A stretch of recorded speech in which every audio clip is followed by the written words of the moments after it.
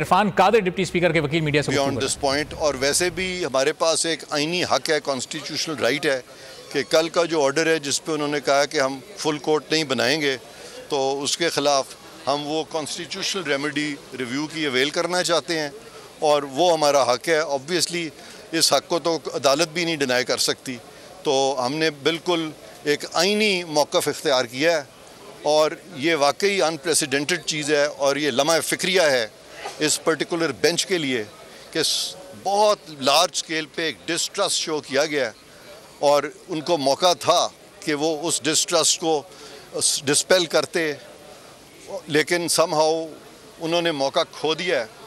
और हमारी जो अदलिया की तारीख़ है वो जब रकम होगी तो तारीख़ का क्या वर्डिक्ट होगा इस बेंच के बारे में, वो मैं उसमें अपना व्यू नहीं देना चाहता।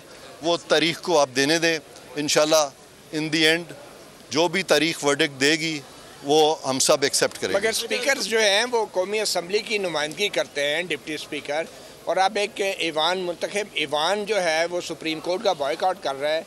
ये कोई अच्छी मिसाल तो नहीं है कि दो आईनी इदारे जो हैं वो एक दूसरे का बॉयकॉट कैसे कर सकते हैं? नहीं, उन्होंने तो कोई बॉयकॉट नहीं किया। उन्होंने तो ये किया है, उन्होंने देखा है कि मैं एक ऐसे फोरम के सामने चला गया हूँ या मैं उस फोरम के, क्योंकि वो उन्होंने कहा तो वो चले गए, ऐसे फोरम के सामने चला गया हूँ जिस पे इतना डिस्ट्रस्ट है, तो उन्होंने खामोशी से कहा कि फिर हम जो कल का ऑर्डर है उसके ख़िलाफ़ रिव्यू करेंगे और फर्दर पार्टिसिपेट नहीं करेंगे। उन्होंने बॉयकॉट नहीं किया, लेकिन ये तो उनका हक है। आप मुझे बताएं कि आपका केस अगर किसी जज के पास लगा हो और उस पर लाखों लोग जो हैं वो कह रहे हो पाकिस्तान के कि हम उस पर ट्रस्ट नहीं करते और बॉयकॉट करते हैं। डिप्टी स्पीकर के वकील इरफान कादर।